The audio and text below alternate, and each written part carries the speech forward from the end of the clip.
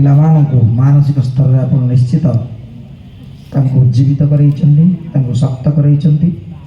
ତେଣୁ ଆପଣଙ୍କୁ ଅଶେଷ ଧନ୍ୟବାଦ ଏବଂ କୃତଜ୍ଞତା ଜ୍ଞାପନ କରୁଛି। ପିଲାମାନେ ତମେ जय सीताली शुरू कर सोई लाया को रेडी जय सीताली शुरू कर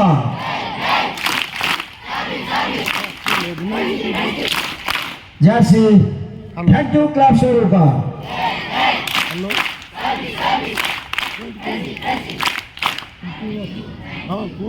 धन्यवाद सार टिके पूर्व जहाँ कहते आमर गोटे क्विज कंपटीशन ये हम क्विज कंपटीशन सब यार भितर परिवेश जहाँ एवं तुमको जहाँ पढ़े दि तार भर पढ़ो इवन तुम आमर एडीएम सार को गाड़ी एसची क्वेश्चन पढ़ी जाइए जी चला पिला गाड़ी नंबर केते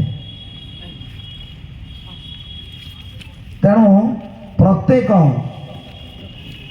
प्रत्येक जिनिस प्रति दृष्टि दौथिबो तमर ये चतुर्पार्श्व ये स्कूल कैंपस भितर जहाँ अच्छी तार भर ही पड़ो तेणु जो पिला आम से देखू तार भर बेस्ट जूनियर बछा तेणु से प्रति समस्त सचेतन हो सार टी कथा कहते तुम यदि प्रकृति ध्यान था खाताटी धरी सार कौन कहते लिखि था कौ कौ पॉइंट गुड़ा कहते लिखि था जा आज आम मैंने समस्ते एकत्रित एक बृहत्तर लक्ष्य सेवा मनोभाव परिपोषण करने सेवा मार्ग पिला दीक्षित करने सेवार प्रति करने पिलादिनू सेवामूलक मनोभाव रही निश्चित पिलाटी भविष्य सेवक रूपे निजक प्रस्तुत करे। आज ये परिप्रेक्षी ए विद्यालय प्रधान शिक्षक तथा ए कार्यक्रम ऑर्गेनाइजिंग सेक्रेटरी मु श्रीमती ज्योतिर्मयी मिश्र महोदय को अनुरोध करी आज कार्यक्रम धन्यवाद पर्व समापन करी उक्त कार्यक्रम को शुभसंहार करने सभापति निर्देशक अपेक्षा करेंगे। जय जगन्नाथ।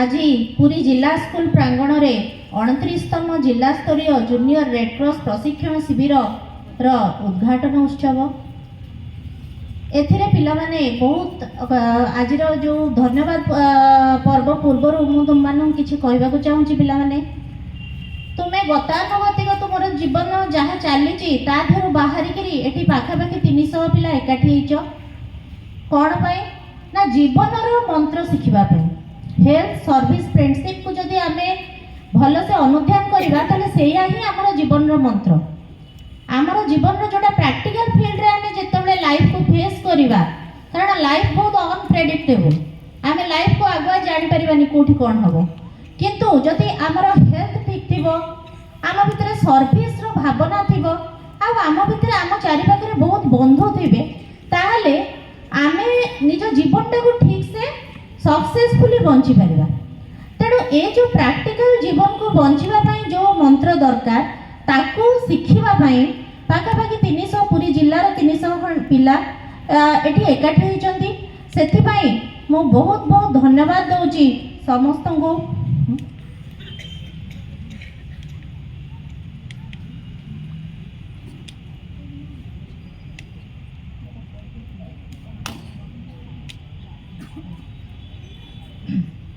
तेणु आज धन्यवाद अर्पण पर्व पूर्वर मु आमर मुख्य अतिथि को अनुरोध करी आसिक सेवा शिविर आरंभ उद्घोषण करेंगे तापर मु धन्यवाद अर्पण करी।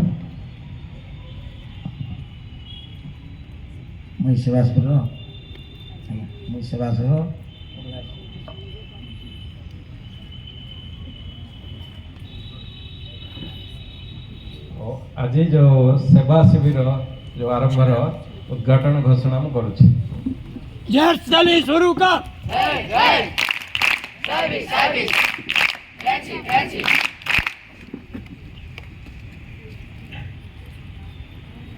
धन्यवाद पिला माने।